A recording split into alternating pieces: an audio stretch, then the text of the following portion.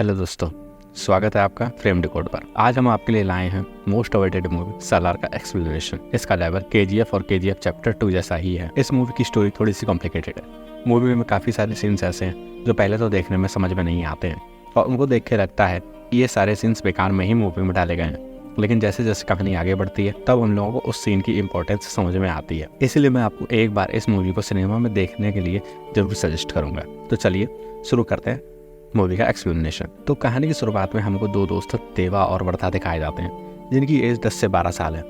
हम देखते हैं कि वर्धा को कुछ बड़े बच्चे परेशान कर रहे होते हैं, बट यह देख करके देवा को बहुत गुस्सा आता है और वह अकेला ही उनसे भिड़ जाता है और अपने दोस्त वर्धा को बचा लेता है। अगले सीन में हम देखते हैं कि देवा के घर के आसपास तबाही मची हुई है और देवा अपने घर को बंद करके अपनी माँ को प्रोटेक्ट करने की कोशिश कर रहा है। तभी वहाँ पर कुछ गुंडे आते हैं जो देवा और उसकी माँ को मारना चाहते थे। वो लोग आते हैं और देवा और उसकी माँ को पकड़ लेते हैं। लेकिन इससे पहले कि वो लोग देवा और उसकी माँ को मार पाते, वहाँ पर वर्धा अपने कुछ आदमियों के साथ आ जाता है, जिसको देख के वो लोग रुक जाते हैं क्योंकि ये लोग वर्धा के पिताजी के ही आदमी थे। वर्धा उनसे देवा और उसकी माँ को छोड़ने के लिए बोलता है, लेकिन वो लोग बोलते हैं कि वो लोग उनके पिताजी के द्वारा बनाए गए कानून का ही पालन कर रहे हैं, इसलिए वो लोग नहीं रुक सकते। जिससे सुनकर वर्धा शांत हो जाता है और कुछ सोचने लगता है। तभी वो अपने हाथ में से एक मोटा सा कड़ा निकाल करके उस गुंडे को दे देता है जो गुंडा देवा और उसकी माँ को मार रहा था, और बोलता है कि मैं एक सरदार हूँ और इस कड़े के साथ मैं अपनी पावर्स तुमको दे रहा हूँ, लेकिन इसके बदले में तुमको देवा और उसकी माँ को छोड़ना होगा। और इस पावर के लालच में वह गुंडा उस कड़े को पहन लेता है और देवा और उसकी माँ को छोड़ देता है। देवा ये देख के काफ़ी खुश होता है कि उसके दोस्त ने उसके लिए अपनी सरदारी कुर्बान कर दी।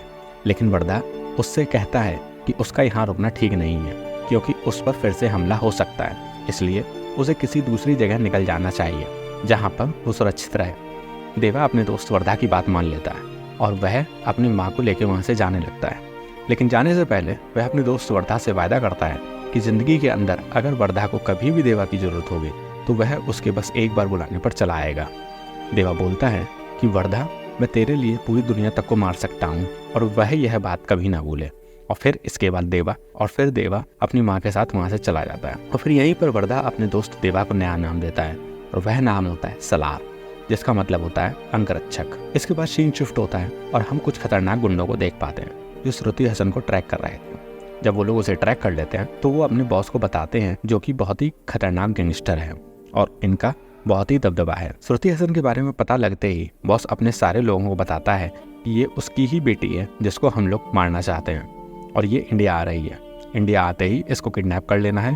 और फिर वो अपने सारे आदमियों को श्रुति हसन की फोटो भेज देता है। इस टाइम पर श्रुति हसन के पापा को पता चलता है कि उसकी बेटी इंडिया में जा रही है और वह वहाँ पर सेफ नहीं है, लेकिन वह इस समय खुद न्यूयॉर्क में होते हैं। इसलिए वह इंडिया में अपने एक आदमी को फ़ोन करता है और उससे कहता है कि वह श्रुति हसन का ध्यान रखे और उसे उसके दुश्मनों से बचाए और उसे किसी भी तरह से एक आदमी के पास पहुँचा दे, क्योंकि सिर्फ वही है जिसके पास मेरी बेटी सुरक्षित रह सकती है। वह आदमी ऐसा ही करता है। वह श्रुति हसन के इंडिया आते ही उसे जल्दी से किडनैप कर लेता है और उसे सीधा असम ले जाता है और असम में एक स्कूल टीचर के घर छोड़ देता है। और स्कूल टीचर को ऐसा विश्वास दिलाता है कि वह लड़की एक टीचर है जो कि उसके स्कूल में पढ़ाना चाहती है। और फिर यहीं हमें पता लगता है कि वह स्कूल टीचर कोई और नहीं बल्कि देवा की माँ है, यानी कि देवा और उसकी माँ काफ़ी सालों से यहाँ पर रह रहे हैं। और इसके साथ ही यहीं पे एंट्री होती है हमारे हीरो सलार की, मतलब प्रभास की। अब यह आदमी श्रुति हसन को यहाँ पर इसलिए लाया होता है क्योंकि श्रुति हसन के फादर को यह पता था कि पूरे इंडिया में सिर्फ देवा ही है जो उसकी बेटी को सुरक्षित रख सकता है, और इसीलिए वह अपनी बेटी को यहाँ पर रखवाता है ताकि कुछ दिन श्रुति हसन यहाँ छुप कर रह सके और जैसे ही मामला ठंडा हो वह अपनी बेटी को यहाँ से लेके कहीं दूसरी जगह चला जाए। और फिर श्रुति हसन भी वहाँ पर एक टीचर बनकर पढ़ाने लगते हैं। लेकिन कुछ दिनों के बाद ही वो लोग श्रुति हसन को असम के अंदर ट्रैक कर लेते हैं और अपने बॉस को बता देते हैं। इसके बाद स्टोरी के दूसरे सीन के अंदर हमें एक अंग्रेज दिखाया जाता है जो कि इंडिया के एक आदमी से डील करता है और उससे कहता है कि उसके पास एक ट्रक भर के गन्स हैं जो कि उसे इंडिया से नेपाल पहुंचानी है, वो भी पुलिस से बच करके। इसीलिए इस काम को करने की जिम्मेदारी उस बॉस के गुंडे लोग ही लेते हैं। जिसके बाद वो लोग ट्रक के सभी कंटेनर्स के ऊपर एक मॉन्स्टर का स्टिकर लगा देते हैं और अंग्रेज को बताते हैं ये स्टिकर एक स्टाम्प की तरह काम करेगा और अब इस ट्रक को पूरे इंडिया में कोई छू भी नहीं सकता। और फिर वो लोग इस ट्रक को लेकर के चल देते हैं।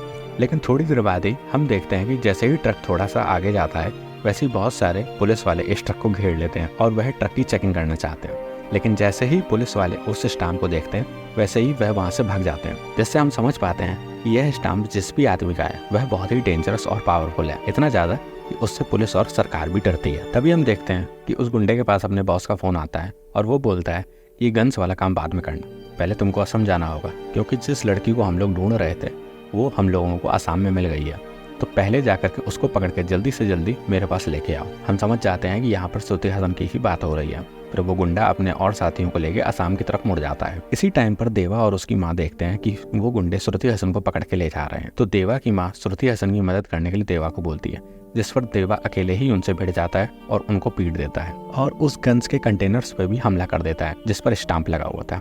जिस पर वो अंग्रेज बोलता है कि तुमने तो बोला था कि इन कंटेनर्स को स्टाम्प लगने के बाद कोई छू भी नहीं सकता, और तो फिर ये कौन है जिसने हमारे कंटेनर्स को ही उड़ा दिया। जिस पर वो बोलता है कि वही है जिसने इन स्टाम्प्स को बनाया है, जिस पर हम समझ जाते हैं कि देवा कोई मामूली इंसान नहीं है।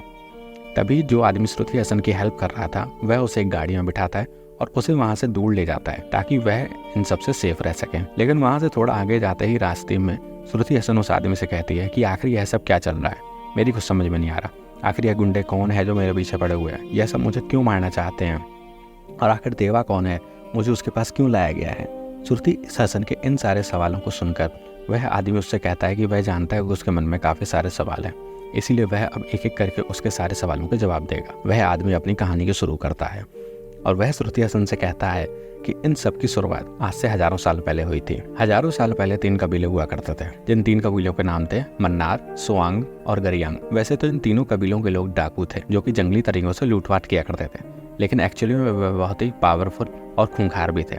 लेकिन फिर कुछ टाइम बाद वह तीनों कबीलों ने मिलकर अपनी एक जगह बसाई और उस पूरी जगह को नाम दिया खानसार। अब वह तीनों कबीले मिलकर अपने इस खानसार शहर को रूल करने लगे। इस सब के बाद उनकी कई लड़ाइयाँ हुई, उन पे कई बार बाहरी हमले हुए, कई बार अंग्रेजों से भी हमले हुए, लेकिन इन तीनों कबीलों ने मिलकर हर बार बाहर से आने वाले सभी को मार दिया। यहाँ तक कि अंग्रेज भी उन कबीलों को मतलब खानसार को नहीं जीत पाए, इसीलिए उनकी हुकूमत को कभी कोई हिला नहीं सका।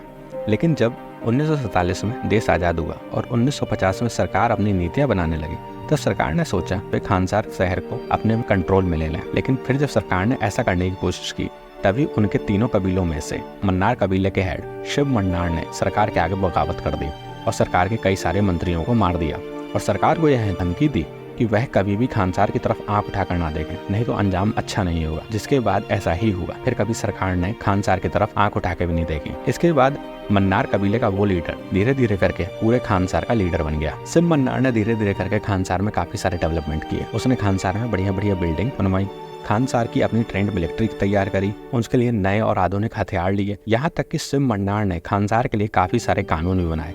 उसने खानसार के अंदर एक डेमोक्रेटिक सिस्टम खड़ा कर दिया, एक पार्लियामेंट सिस्टम खड़ा कर दिया। शिव मन्नार ने पूरे खानसार को 101 पार्ट में बांटा और उन सारे एरियाज को रिप्रेजेंट करने के लिए पावर्स बनाई। जिसके बाद अपनी सभा के अंदर उन्होंने 3 सिस्टम बनाए, पहला कपार, दूसरा सरदार और तीसरा कर्ता। इन तीनों के लिए अलग अलग कड़े बनाए गए। इस पूरी सभा में कपार की संख्या 62 थी, सरदार की संख्या 8 और कर्ता की संख्या 1। कपार को 1 वोट पावर दी गई, जिसे रिप्रेजेंट करने के लिए उन सभी को एक एक पतला कड़ा दिया गया, जो कि इस बात को रिप्रेजेंट करता था कि वह सभी कपार हैं। अगली बारी सरदार के थे, तो सरदार को 3 वोट पावर दी गई, इसीलिए 8 के 8 सरदारों के पास 3 वोट पावर थी, जो कि मिलकर 24 बनता है। और उन्हें रिप्रेजेंट करने के लिए इन सभी को मोटे कड़े दिए गए। लेकिन फिर आखिरी में आता है कर्ता, जिसे मिली 15 वोट पावर्स, और इसीलिए इसका कड़ा सबसे मोटा था। और इस पूरे सिस्टम के अंदर शिव मन्नार खुद कर्ता बना, जो कि सबसे ज़्यादा वोट पावर्स के साथ पूरे खानसार का राजा बना। इस पूरे सिस्टम से खानसार के लोग बहुत खुश थे और शिव मन्नार ने बहुत बेहतर तरीके से भी खानसार को रूल किया। लेकिन कुछ टाइम बाद जब नेचुरल रीजन्स की वजह से शिव मन्नार की मृत्यु हो जाती है, इसके बाद तीनों कबीले और पूरी सभा मिलकर ये डिसाइड करती है कि खानसार का नया कर्ता सोयांग कबीले से होगा। लेकिन ये बात शिव मन्नार के बेटे राज मन्नार को पसंद नहीं आती और वह सोयान कबीले के लीडर को मरवा देता है और कोई भी बगावत नहीं कर सके, इसके लिए वह पूरे सोयान कबीले को ही खत्म करने का ऑर्डर दे देता है।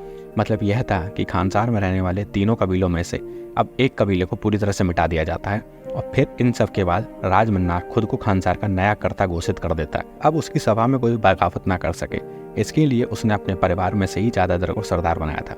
राज मन्नार की 2 पत्नियां थीं, जिसमें से पहली पत्नी से उसे 2 बच्चे थे। एक था लड़का गरुणा, जिसको हम लोगों ने KGF में भी देखा था, और एक लड़की इसके साथ ही दूसरी पत्नी से भी इनको 2 बेटे थे। पहला जिसका नाम वर्दा था और ये वही था जिसने देवा को बचाया था, और दूसरा वर्दा का छोटा भाई। हम यहाँ देखते हैं कि राजमन्नार ने करुणा, अपनी बेटी, उसके पति और अपने साले को सरदार बनाया है, लेकिन अपने बेटे वर्दा को कोई पद नहीं दिया, क्योंकि राजमन्नार ने वर्दा को छोटे में ही सरदार बना दिया था और उसकी पावर्स उसको दी थी, लेकिन उसने देवा को बचाने के लिए अपनी पावर्स ट्रांसफर करके किसी दूसरे को सरदार बना दिया था, जिससे राजमन्नार वर्धा पर बहुत गुस्सा हुए थे और उसके बाद उन्होंने कभी भी वर्धा को कोई पद नहीं दिया। खानसार में राज करने के लिए राजमन्नार ने सिम मन्नार का एक बहुत जरूरी कानून बदल दिया था।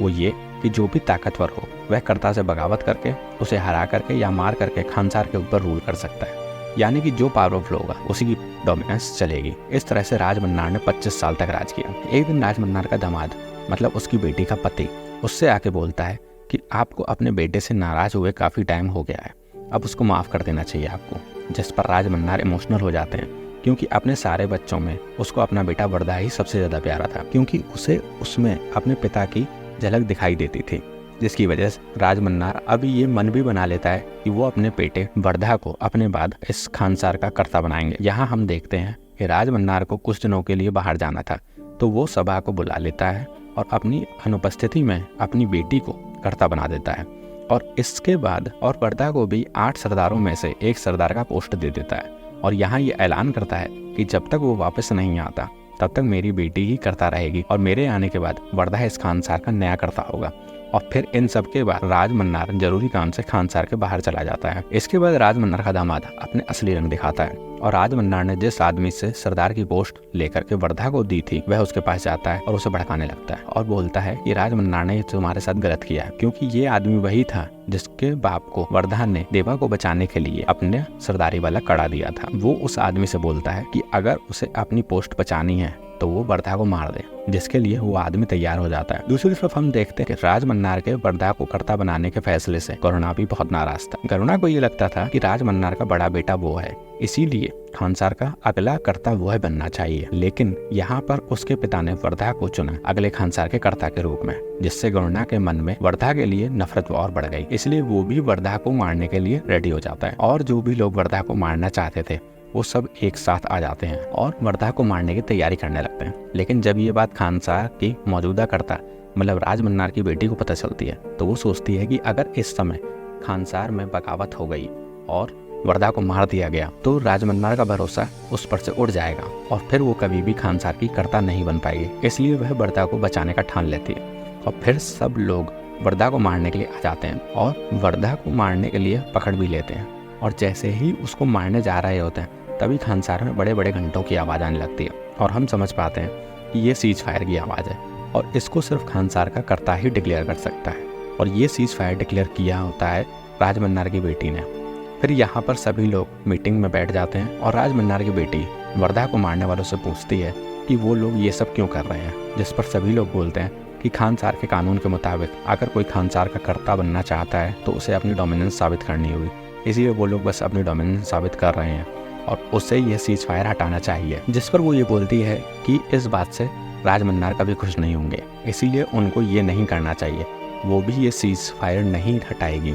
जिस पर वो ये बोलते हैं कि खानसार में वोटिंग सिस्टम भी है, तो ठीक 9 दिन बाद खानसार में सीज फायर के पक्ष विपक्ष में वोट पड़ेंगे। अगर वोट सीज फायर के पक्ष में पड़े तो खानसार में कोई लड़ाई नहीं होगी, सब शांति से रहेंगे। लेकिन अगर ज़्यादा वोट सीज फायर के विपक्ष में पड़े तो खानसार में तांडव होगा, मौत का तांडव, और जीतने वाला होगा खानसार का अगला कर्ता।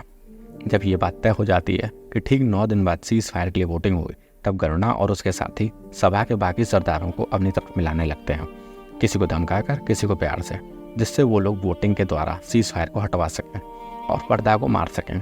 जब इनको ये क्लियर हो जाता है कि वो लोग सीज फायर को हटवा लेंगे, फिर ये लोग खानसार की आर्मी जिसकी बागडोर करता है यानी राजमन्नार की बेटी के हाथ में, उससे निपटने के लिए अपनी एक आर्मी तैयार करने लगते हैं। वो लोग नए नए हथियार और गोला बारूद और मिसाइल्स खरीदते हैं, दूसरे देश के खतरनाक लड़ाकों को बुलवाते हैं, जिससे ये लोग खानसार की आर्मी का सामना कर सकें। ये सब चीज़ें देख के वर्धा का छोटा भाई और उसका साथी वर्धा से पूछता है कि भाई हम लोग अपनी आर्मी कब बनाएंगे, इनका सामना कैसे करेंगे, हम लोगों को भी अपनी आर्मी बनानी चाहिए। इसलिए वर्धा खानसार से निकलकर गुजरात के एक छोटे से गाँव में अपने पुराने दोस्त देवा से मदद मांगने के लिए जाता है और उसको अपना वादा याद दिलाता है और बोलता है कि आज वो दिन आ गया है जब उसको उसकी मदद की ज़रूरत है, जिस पर देवा तुरंत उसके साथ चलने को रेडी हो जाता है और वर्धा देवा को लेकर के खानसार में पहुंचता है। ये देख के वर्धा और उसके साथी काफ़ी निराश होते हैं। उनको उम्मीद थी कि वर्धा एक आर्मी तैयार करके लाएगा, लेकिन वो सिर्फ एक आदमी लेकर के आया है। लेकिन शायद वो ये नहीं जानते थे कि देवा अकेला ही पूरी एक आर्मी के बराबर है। फिर आता है वोटिंग वाला दिन और हम देखते हैं कि उसी दिन राजमन्नार भी वापस आ जाता है खानसार में, जिसका मतलब कि 15 वोट। फिर वोटिंग होती है। शुरू में सारे वोट सीज फायर के अगेंस्ट में पड़ते हैं, लेकिन जब राजमन्नार के वोट के बाद गिनती होती है तो पता चलता है कि वोट बराबर हो गए। अब बस एक वोट बचता है, वो भी वर्धा का, जिसके वोट के बाद ही ये क्लियर होगा कि क्या वहाँ पे सीज फायर रहेगा या सीज फायर हटेगा। राजमन्नार को लगता है कि वर्धा सीज फायर जारी रखेगा और खानसार का कर्ता बनकर खानसार पर आराम से राज करेगा, लेकिन वर्धा सीज फायर के अगेंस्ट वोट डाल देता है, जिससे सीज फायर हटा दिया जाता है, जिससे राजमन्नार काफ़ी शॉक्ड होता है और सोचता है कि आखिर इसने ऐसा क्यों किया। जिस पर हमको देवा और वर्धा की बातचीत दिखाई जाती है, जिसमें वो लोग ये डिसाइड करते हैं कि वो लोग भी सीज फायर हटवा के जंग करेंगे, जिससे कि वर्धा अपने सारे दुश्मनों को मार सके। इसके बाद हम देखते हैं कि गुरना और उसके सभी साथी मिलकर जंग छेड़ देते हैं। इनकी आर्मी देवा और वर्धा की आर्मी से टकराने लगती है। हम देखते हैं कि वर्धा और देवा के ऊपर भी काफ़ी हमले होते हैं, लेकिन वो सबको रोक लेते हैं और अच्छे से गरुणा की आर्मी को जवाब देते हैं। दूसरी तरफ हम देखते हैं कि राजमन्नार अपनी बेटी के साथ होता है। तभी एक आदमी राजमन्नार के ऊपर हमला कर देता है। राजमन्नार उस हमले से बच तो जाता है, लेकिन वह उस आदमी को पकड़ के घायल कर देता है और उससे पूछता है कि बता तू कौन है। तब वह आदमी राजमन्नार के सामने एक बहुत बड़ा खुलासा करता है। वह राजमन्नार को कहता है कि वह सोयांग कबीले से है, यानी कि वही कबीला जिससे कबीले के हेड को आज से कई साल पहले खानसार का कर्ता बनाया जाना था, लेकिन राजमन्नार ने उसे धोखे से मार दिया था और उसके साथ साथ पूरे कबीले के लोगों को भी खत्म करवा दिया था। लेकिन जब राजमन्नार के आदमी पूरे कबीले के लोगों को मार रहे थे, तभी उसी टाइम पर उन्होंने अपने कई सारे बच्चों को छुपा लिया था, जिससे कि उन सारे बच्चों की जान बचाई जा सके और सोयांग कबीले को भी बचाया जा सके। वह आदमी उन्हीं में से एक है। इसी के साथ वह यह भी बताता है कि राजमन्नार का दामाद भी एक सोयांग है और उन्हीं की तरह सैकड़ों और सोयांग हैं जो कि कई सालों से युद्ध की तैयारी कर रहे हैं और उनका मकसद राजमन्नार के सल्तनत को ख़त्म करके अपने माता पिता और अपने कबीले का बदला लेना है। फिर वो बताता है कि सोयांग कबीले के हेड को मारने के बाद तुम्हारे लोग उनकी बीवी और बच्चे को भी मारने के लिए गए थे, लेकिन किसी तरह से उनकी जान बच गई। और हम यह समझ पाते हैं कि सोयांग कबीले के हेड की पत्नी और बेटा और कोई नहीं बल्कि देवा और उसकी माँ है। मतलब यह कि देवा के फादर को मारने वाला कोई और नहीं बल्कि उसके दोस्त वर्धा का पिता राजमन्नार ही है। फिर वह आदमी राजमन्नार से कहता है कि तुमने हमारे लीडर को मारा जो खानसार का अगला कर्ता होने वाला था और तुमने उसकी जगह ले ली और तुम कर्ता बन गए, लेकिन तुम असली कर्ता नहीं थे। लेकिन अब तुम्हारी जगह तुमको मार के हमारा लीडर देवा लेगा और वह बनेगा इस खानसार का असली कर्ता। इसके बाद वह अपनी बेटी से बात करता है और बोलता है कि अभी कुछ दिन पहले वह खानसार से इसलिए बाहर गया था क्योंकि उसको एक खबर मिली थी कि खानसार के अंदर से किसी ने बहुत बड़ी मात्रा में गन्स, बॉम्ब्स, मिसाइल का ऑर्डर देके इकट्ठा किया है और वह यह समझ गया था कि कोई उनका बहुत खास आदमी है जो खानसार में बगावत करना चाहता है और वह आदमी उसकी सभा में से ही कोई ना कोई है और वह इस खानसार पर अटैक करना चाहता है। और इसी के साथ ही मूवी खत्म हो जाती है। इसके आगे की कहानी हम लोगों को नेक्स्ट पार्ट में देखने को मिलेगी, जो और भी इंटरेस्टिंग होने वाली है। अगर इस पूरी फ्रेंचाइज की बात करें तो यह मूवी तो बस इंट्रो है इसका। आगे की कहानी में हम इसकी असली लड़ाई को देखेंगे। तो आगे की कहानी के लिए वीडियो को प्लीज़ लाइक करिए, चैनल पर नए हो तो प्लीज़ चैनल को सब्सक्राइब करिए। आपको मूवी कैसी लगी प्लीज़ कमेंट करके बताइए और नेक्स्ट वीडियो में मैं किस मूवी का एक्सप्लेनेशन करूँ वह भी बताइए। तब तक के लिए अपना ध्यान रखिए। Thank you and take care. Bye bye.